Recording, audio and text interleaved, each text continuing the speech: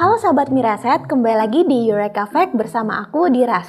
Kali ini aku mau membahas mengenai Indonesia menjadi negara tanpa ayah. Kenapa bisa begitu? Bukannya angka pernikahan masih tinggi-tinggi aja? Mau tahu alasannya? Nonton sampai akhir ya.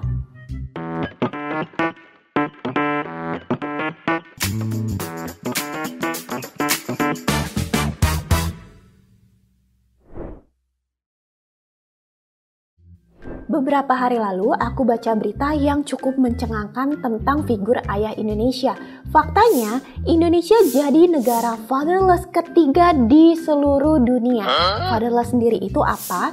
Jadi fatherless adalah hilangnya peran ayah dalam tumbuh kembang anak. Fatherless itu bukan hanya soal kehadiran secara fisik saja, tetapi juga psikologis. Penyebabnya apa saja sih kondisi fatherless ini? Kenapa bisa terjadi? Yang pertama, perceraian. Kedua, ayahnya sebenarnya ada namun tidak turut serta dalam mengurus anak. Ketiga, kematian. Kalau ketiga ini kan karena takdir ya. Jadi yang mau aku bahas di sini adalah nomor 1 perceraian dan juga nomor 2 kurangnya andil ayah dalam mengurus anak. Pertama, kita harus tahu dulu nih budaya patriarki di Indonesia. Patriarki adalah sistem sosial di mana otoritas laki-laki itu di atas perempuan seperti dalam politik, sosial, lalu otoritas moral dan lain-lain. Jadi waktu zaman dulu, perempuan-perempuan pribumi menjadi selir bahkan sebagai objek pemuas nafsu para penjajah. Jadi waktu dulu, laki-laki diperbolehkan untuk meneruskan pendidikan sedangkan perempuan gak boleh. Karena dianggapnya perempuan itu pasti ujung-ujungnya cuma dapur, sumur, dan kasur. Jadi nggak perlu sekolah tinggi-tinggi.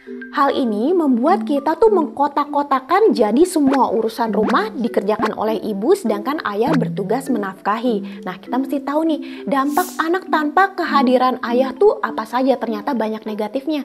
Dari anaknya tidak percaya diri, rawan menjadi pelaku atau korban kekerasan. Contohnya di sekolah bisa jadi tukang bully atau dibully, atau dalam rumah tangga dia bisa menjadi korban KDRT atau justru pelaku KDRT. Lalu kesulitan bersosialisasi, masalah mental seperti depresi, kemampuan akademis yang buruk, lalu bisa juga menjadi pemabuk, pecandu narkoba, dan seks bebas sehingga rawan kehamilan pada usia teenager. Selain itu juga dapat menimbulkan masalah ekonomi. Salah satu penyebab utama dari kondisi fatherless adalah perceraian nih. Kita lihat 5 provinsi dengan angka perceraian tertinggi. Nomor 1 sampai dengan 3 disabet semua oleh Jawa. Ini bukan prestasi yang membanggakan. Nomor 1, Jawa Barat di 21%, nomor 2, Jawa Timur di 19%, berikutnya Jawa Tengah, Sumatera Utara, dan DKI Jakarta.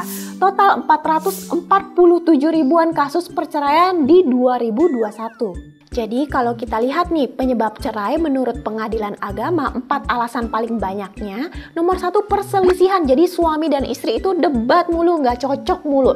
Nomor 2, karena alasan perekonomian. Alasan nomor 3, salah satu partnernya itu pergi dari rumah. Kalau bahasa anak sekarang sih ghosting gitu. Jadi sekarang lagi ada, besok tau-tau udah hilang gitu. Lalu nomor 4, KDRT. Faktanya angka perceraian meningkat signifikan di tahun 2021 sebanyak 53%. Ini banyak banget. Dari 291 ribuan pasangan menjadi 447 ribuan pasangan. Saat riset untuk konten ini, aku menemukan fakta yang menarik nih. Kepala Kementerian Agama Kabupaten Karanganyar membuka kegiatan kursus pranikah. Jadi les itu bukan buat anak sekolahan doang. Kegiatan ini dilaksanakan dalam rangka memperkuat ikatan pernikahan dikarenakan meningkatnya perceraian dalam beberapa tahun terakhir. Nah, jadi kalau kalian mungkin di sini ada yang mau persiapan nikah, ternyata jangan cuma fokus untuk bikin foto prewed aja. Les pranikah juga perlu sesuai dengan agama masing-masing. Kemudian kondisi fatherless nomor 2 disebabkan oleh ayah Indonesia yang kurang terlibat mengurus anak. Ternyata nih faktanya cuma ada 21% ayah Indonesia mau merawat bayinya dan hanya 9% ayah Indonesia yang mau memandikan bayinya. Ayo siapa di sini yang nggak bantu istrinya untuk urus anaknya nih?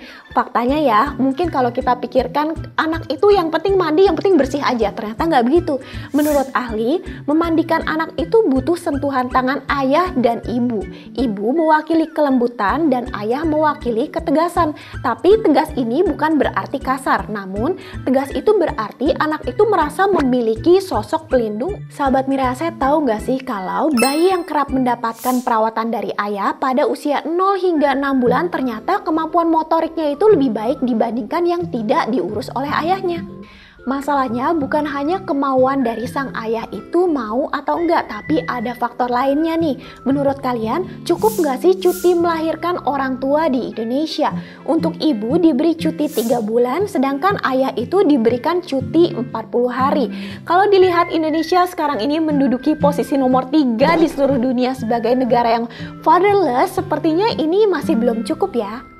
Kalau kita bandingkan dengan negara maju, berikut 5 negara dengan cuti ayah terlama. Nomor 1, Korea Selatan 52 minggu. Ini lama banget. Lalu posisi nomor 2 hingga 4 semua sama-sama di 12 minggu ditempati Sweden, Slovenia, dan Iceland. Di posisi nomor 5 Finland selama 11 minggu.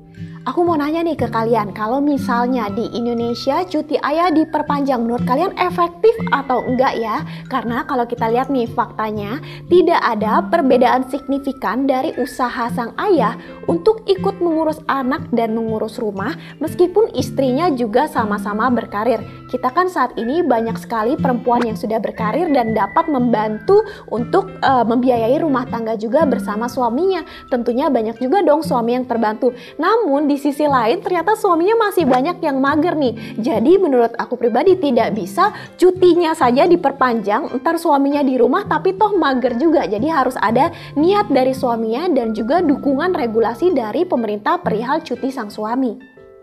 Ayo, siapa nih di sini para suami yang belum mengurus anak bersama para ibu? Ternyata kalau dilakukan manfaatnya itu banyak. Nomor 1, anak itu lebih pintar secara akademis. Nomor 2, karir anak lebih baik. Tentunya masa depan lebih bagus, perekonomian keluarga akan lebih baik. Nomor 3, anak itu bahagia, bermental sehat dan berkepribadian baik. Lalu tentunya ini win-win solution antara suami dan istri menjadi lebih harmonis dan lebih mesra lagi. Nah, sehingga semoga kedepannya itu angka perceraian menurun. Jadi Indonesia ini tidak lagi mencetak dalam tanda kutip prestasi sebagai negara fatherless nomor 3 di dunia. Sampai sini dulu Eureka Fact kali ini. Jangan lupa di like dan di subscribe ya. Saya Diras undur diri dari Eureka Fact. Sampai ketemu lagi di episode berikutnya. Dadah!